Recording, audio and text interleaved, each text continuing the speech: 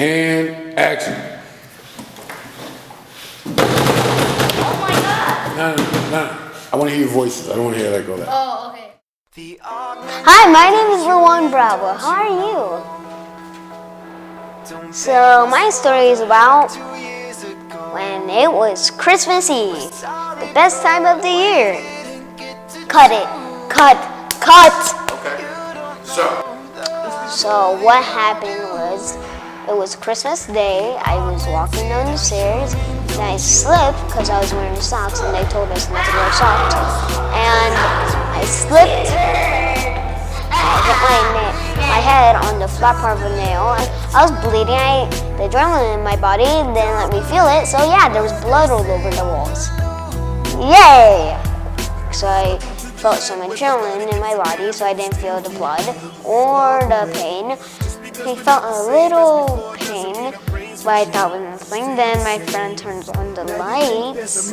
Then there's a bloody handprint. I said, oh wow, ow, ah. Then I started crying. I went upstairs. My mom was calling my personal doctor, and then after that, the doctor said put something behind his head to stop the bleeding, and then it was all kind of better. Then what I learned from this is that some stairs are really slippery and you shouldn't walk on socks with them. And then we had a jolly good time after that. Oh no, are you joking? Are you joking? Not! Kick her out of the set! Kick her out of the set now! No, I can't live with this. Kick her out of the set!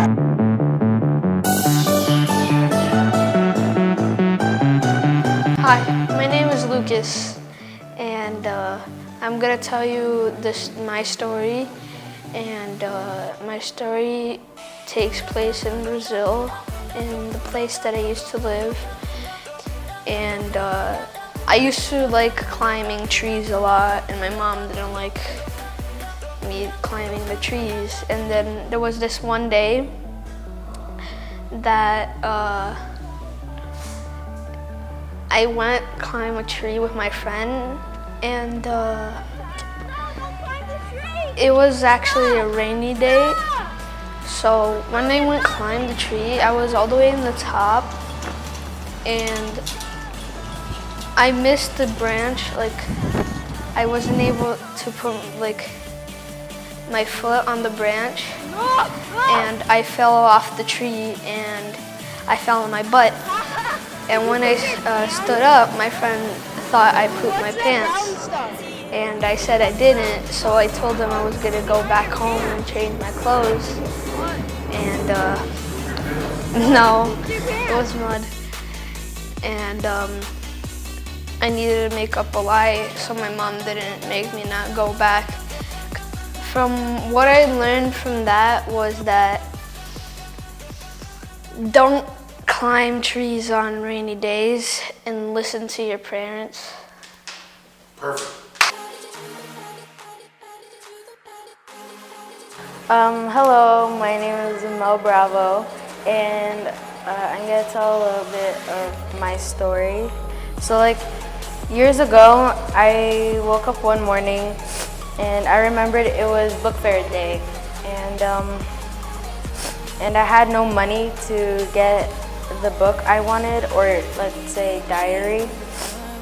I have never stole anything valuable from anyone before, but at the time I didn't really care. I felt sort of guilty, but it didn't really bother me as much too. I stole $10 from my mom's purse behind her back. And when I stole her dollar bill, I thought what was going to happen in the future if I stole it. I kept the money. I got caught at one point, and my parents were really upset. But in the end, they allowed me to keep the $10 bill. I was really scared because I thought my world was coming to an end. When you're little, you don't really know what's going to happen, and like you don't really know better. Now, weeks later, my father announces that we're going to Brazil for like a mini vacation. And that very moment, my heart dropped. And I can't believe I heard the news. So my uncle passed away.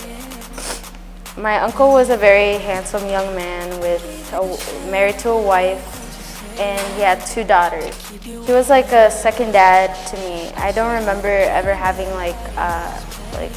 a fun moment with him or ever having fun times with him, but I just know that he was amazing.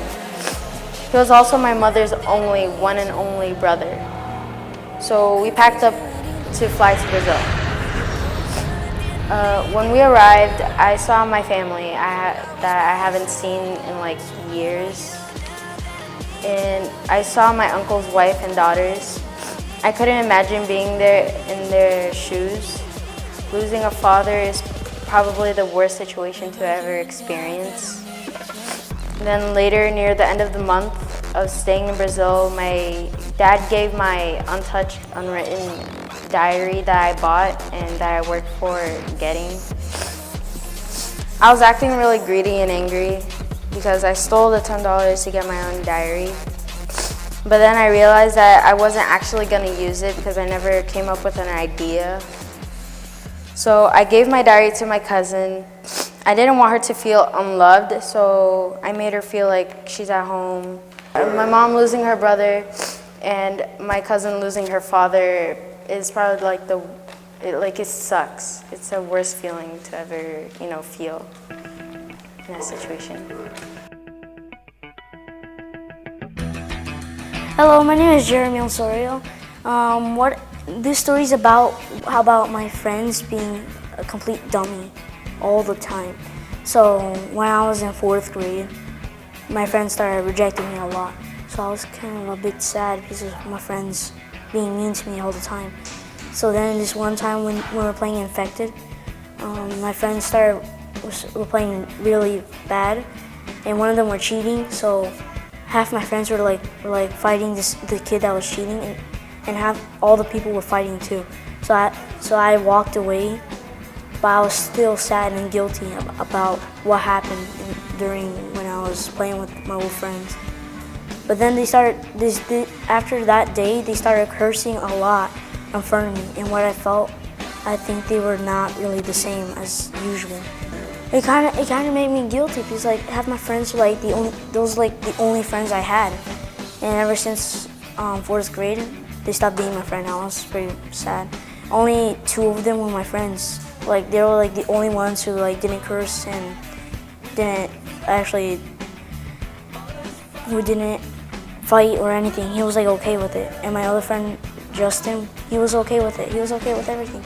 So we were both friends until I did projects with him. So that was all. Yeah, they started changing a lot. So after 5th grade, you get really immature a lot. So right now I'm just seeing a lot of kids in my classroom being really immature. So I was I don't like this classroom at all. I don't want any problems, but I would just tell them please can you stop cursing, because I could tell the teacher on you guys. I know there's people everywhere. I see some staff everywhere, and I was kind of crazy. What they do in my classroom, they just cheat. They decide to talk to the other person and tell them the answers on the test, because everyone got a D or an F, and 5 people only got A's. Because I studied really hard, but then I got a D on it, a 68. But then when I took the retake, I got a B again. They always ask me, care about that race, you care about this race? And I was okay, this is getting annoying. And I'm always scared because the last time that I saw someone talking to another kid, they got an F on their, because they were almost done with it. But then they got everything wrong. What? Give me those books. I'm not cheating! I kind of feel guilty because I'm the only one that's quiet, but then everyone else distracts me from what the teacher's saying. That's what bothers me a lot. Because everyone's talking to me, I was oh hey, and I was I don't answer them because right now they're still being mean to me. do have phone numbers of like, I have a phone number of one girl who acts weird in front of me for no reason. And I could just call her immediately and tell her mom, like, can you pass it to your mom? That your daughter's acting a bit kind of weird to me. 'Cause moments are moments until they are moments, like this magic moment of ours. And magic's not magic until it is magic, like magic.